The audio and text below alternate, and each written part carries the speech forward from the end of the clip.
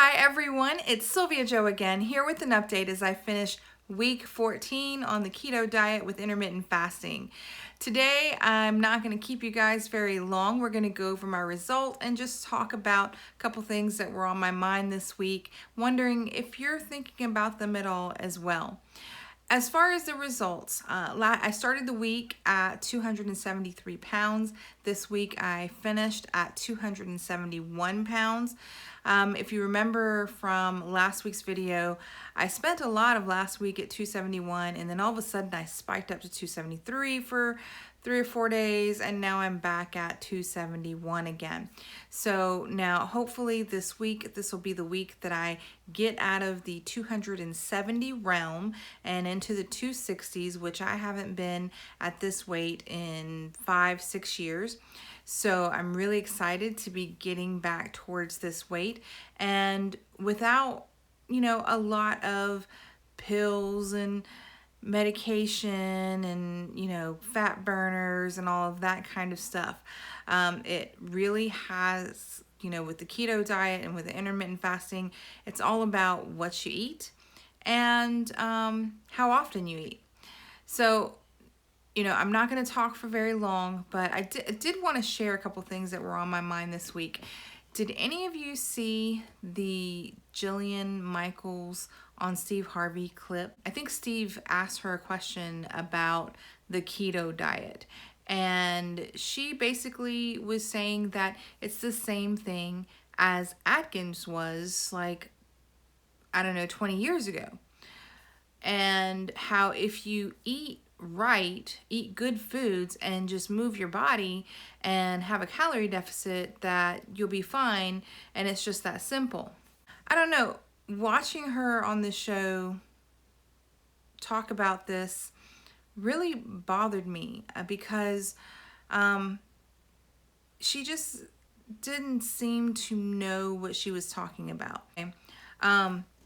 Google Jillian Michaels on Steve Harvey if you want to see what I'm talking about. I'm going to try to figure out how to link the video up here so you can get to it easy and see what I'm talking about. But one of the things that really bothered me is when she said, if you eat good food. Well, first of all, isn't Jillian Michaels the one that was on The Biggest Loser, getting people to work out 8 hours a day on limited calories, and a lot of them, those people have gained their weight back, and they're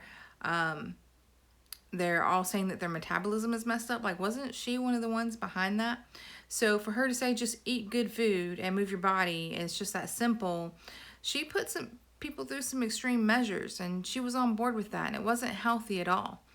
When she says just eat good food,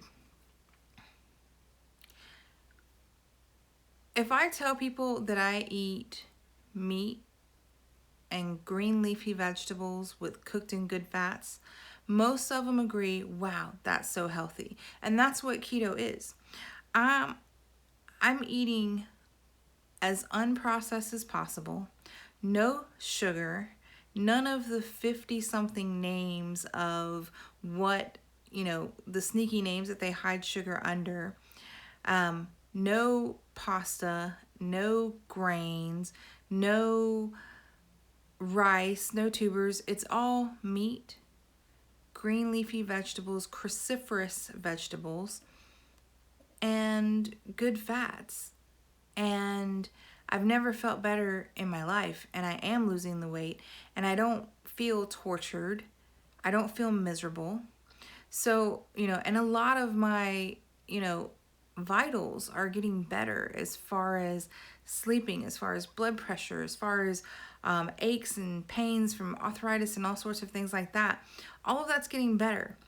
And I'm almost willing to wager that the people who are doing something like keto, if they're doing it right, eating meat, eating green leafy vegetables as much as possible, if they're doing it right, you're not going to find very many diets that are eating cleaner than with keto.